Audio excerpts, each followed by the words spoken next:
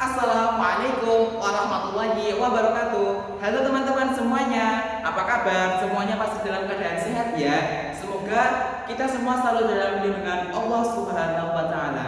Amin amin ya rabbal alamin.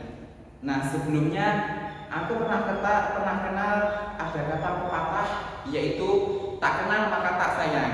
Nah, untuk itu saya akan mengenalkan diri saya dulu ya. Perkenalkan, nama saya Bima Anugrah Regiantoro. Saya dari PMR Wira, dari PMI Kabupaten Tulungagung. Tepuk tangan dulu dong. Sebelumnya salam kemanusiaan untuk kita semua ya. Nah, saya di sini akan membawa materi sejarah Kepalang-Merahan. Materi sejarah gerakan Kepalang-Merahan itu bermula pada Perang Solferino. Perang Solferino terjadi pada tanggal 24 Juni 1859. Nah, pada saat itu ada seorang pengusaha Swiss yang bernama Henry Dunant.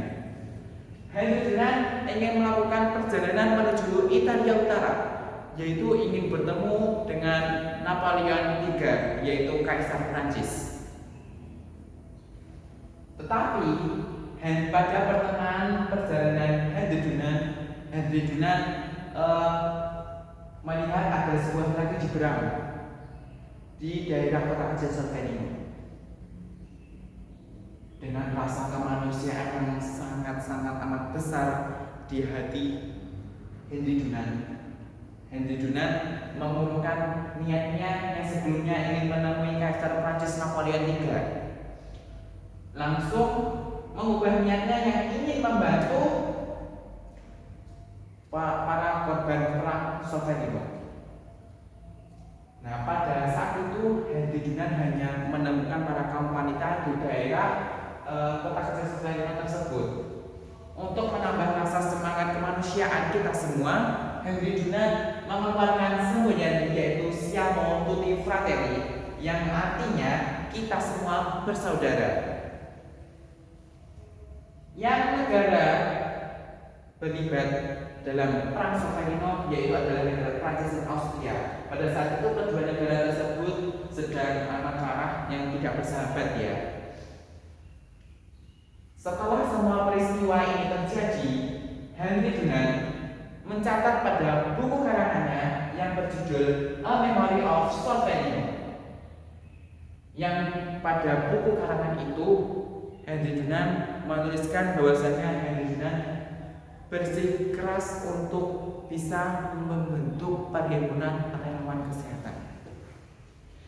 Pada saat itu terbentuklah Komite 5. Komite 5 ini beranggotakan Gustave Moynier, Dr. Lois Appia, Dr. Theodore Monod, Jean Henry Dunant, dan Jenderal Willem Henry Davout. Beliau berlima ini bertugas untuk membentuk perhimpunan relawan kesehatan. Untuk apa sih perhimpunan relawan kesehatan itu? Perhimpunan relawan kesehatan itu tugasnya yaitu untuk membantu para korban perang.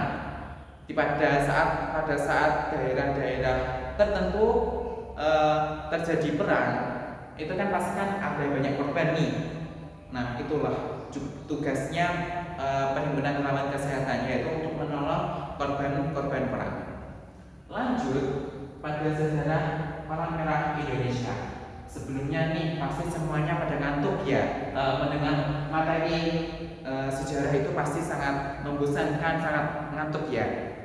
Nah, saya ada yel-yel nih, ditirukan ya. Kalau saya bilang siapa kita, jawab PMI. Siapa kita, jawab PMI. Palang Merah Indonesia luar biasa, tirukan ya. Siapa kita, PMI. Siapa kita, PMI. Palang Merah Indonesia luar biasa. Tepuk tangan untuk kita semua. Lanjut pada sejarah Palang Merah Indonesia yang bermula pada tanggal 3 September 1945. Pada tanggal ini kita sudah merdeka ya. Tepatnya 1 bulan setelahnya. 1 bulan setelah kemerdekaan. Pada saat itu Presiden pertama Indonesia yaitu Insinyur Soekarno menyuruh Menteri Kesehatan pertama kali itu yaitu Buntaran Martoatmojo, yaitu untuk membentuk perhimpunan relawan kesehatan di Indonesia. Karena pada saat itu Indonesia masih belum mempunyai perhimpunan relawan kesehatan. Dan pada saat itu Indonesia banyak-banyaknya tragedi yang terjadi seperti tragedi di Surabaya, tragedi di Semarang, maupun perang-perang di Maluku dan tempat-tempat lainnya di Indonesia. Nah, Insinyur Soekarno itu tidak mau kalau banyaknya korban berjatuhan akibat perang-perang di daerah-daerah di Indonesia. Lalu terbentuklah Panitia 5 yang beranggotakan R. Mokhtar, Dr. Bahtar Johan, Dr. Marzuki, Dr. Sita Nala, dan Dr. Johana. Beliau berlima bertugas untuk membentuk Perhimpunan Relawan Kesehatan di Indonesia.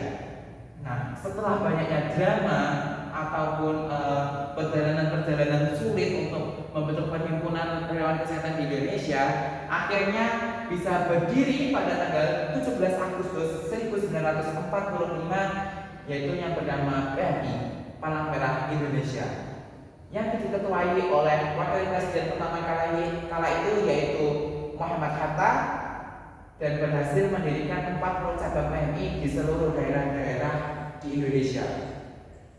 Dan juga setelah PMI berdiri, PMI mendirikan Palang Merah Remaja untuk anak-anak yang masih sekolah di tingkat SD, SMP maupun SMA, yang diketuai oleh Nyonya Desina. Selanjutnya kita juga akan mengenal 7 prinsip dasar Kepalang Merahan dan Bulan Sabit Merah Internasional. Yang pertama ada kemanusiaan, yang kedua ada kesamaan, yang ketiga ada kenetralan, yang keempat ada kemandirian, yang kelima ada kesukareraan, yang keenam ada kesatuan, yang ketujuh ada kesemestaan.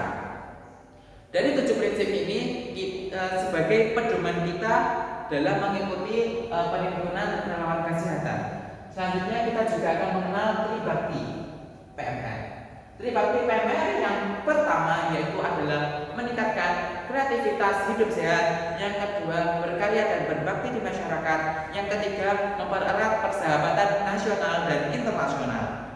Nah, dari semua ini yang telah saya sampaikan tadi, kita memiliki peran nih, yaitu peran kita dalam PMR adalah peer educator. Peer educator adalah rekan didik teman sebaya. Jadi peran kita yaitu memperkenalkan sejarah Kepalang Merahan kepada teman-teman kita, dan juga mengenalkan nilai-nilai kemanusiaan. Nilai kemanusiaan itu sangatlah penting karena apa? Kita adalah makhluk sosial yang selalu membantu dan membutuhkan orang lain.